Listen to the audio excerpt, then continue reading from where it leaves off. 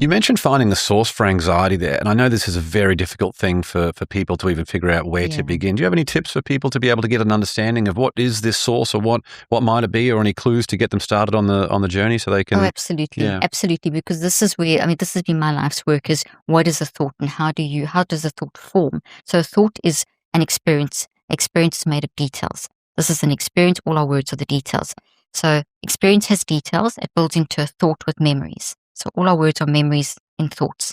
So we create that with our mind. You and I interacting now, we're creating that with our mind, then we're coding that into our brain. And it's all happening at 400 billion actions per second. Okay, so I say that just to sort of summarize what I said earlier on. So thoughts are real things. We have trillions of them. So if I have now spent time comparing or spent time operating in a vulnerable state, just to use two of the examples that we've already created, already those are going to create a lot of feelings of I can't cope, etc., etc. So what can one do first?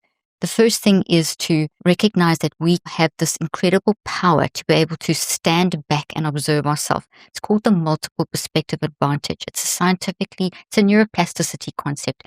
It's this ability we have in our mind, which is you, your mind is you, your aliveness, to stand back and observe how you're functioning. So in this moment right now, as I'm talking to you, I'm very aware of how I'm sitting, how my hands are moving, how my tone of voice. I'm very aware of what you're doing, etc. I can observe, and I'm watching myself because I've chosen in this moment to become very aware of how I'm expressing myself. That's what I'm talking about. Until I said that, I was aware, but not as aware as I am now. So the point I'm making is that you can choose to increase your awareness level, and that's the multiple perspective advantage. You step into a zone where you can see things from multiple perspectives. The minute you do that, you move out of just a conscious state, which is a very limited state. It's very limited logic, limited intelligence, limited thinking, feeling, choosing. And you add another dimension, and that dimension is the non-conscious state.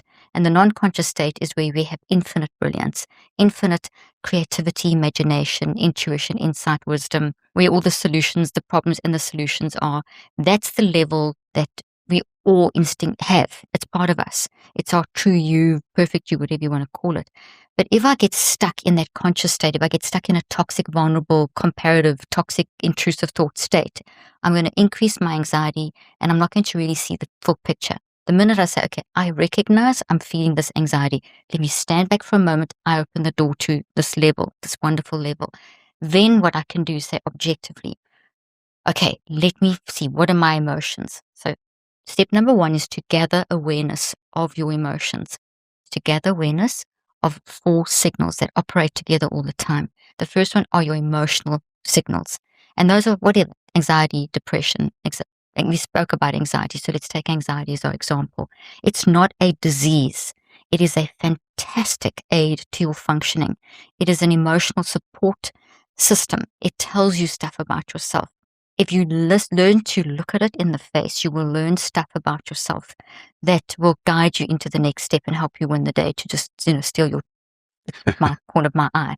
If you see it as a problem, it'll tip you over and it's chaos. Okay, so it's a warning signal giving you data. Great friend if you use it properly. Emotional warning signals always show up somewhere in the body. So it's good to pinpoint where in the body. So second thing is feeling anxiety. Where am I feeling it? Maybe it's just this tightness in your chest. Maybe it's a gut ache. Maybe it is your shoulders are tensing. So just notice where it is and notice sort of, kind of rank it. Okay. Then the third thing is now, how does this affect my perspective? How am I looking at life in this moment? Not yesterday, next week, in the next now. It's making me think I can't get through the next moment or whatever, or this always happens, something like that. What's the statement? And the fourth thing is, how is this likely to affect my behaviors in the next moment? Am I going to get snappy and irritable? Am I going to withdraw? Am I going to go down a whole road of toxic thoughts of I can't, this won't, whatever? So just observe them. So you stand back and you observe those. You ask yourself 4 questions. Once you've done that, what you've done is you've actually found that thought network, because every thought becomes a physical, energetic, protein, chemical network through the mind, which is all around you and through you, and that's the energy level. And then in the brain and the body, the energy becomes proteins and chemicals and electromagnetic flows, etc. So it's a network, like wires and that kind of thing, just to help people visualize, like our own internal World Wide Web. So those will pull up or shine the spotlight in the relevant cluster. As soon as that happens on a neuroscientific level, it's happening non-consciously, it weakens the power of that network. If I don't do what I've just said, if I don't stand back into that multiple perspective advantage, and if I don't observe those 4 signals, and if I don't do that, then that network doesn't get the light shone on it. It pops up for a bit because some information will pop up, the data of the thought will pop up, but you don't deal with it, so it goes back even stronger than before. So as soon as you become aware of something, and this is where breathing and meditation alone are dangerous because it brings up stuff, but if you don't process what you brought up, they go back stronger than before. So that's why breathing and meditation are fantastic. I use them, but if you use them in the wrong place, they make things worse.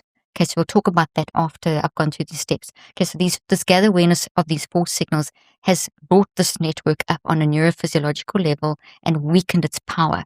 Now, you're not seeing that, but that's what's happening. That's the neuroscience, and that's great. It's giving you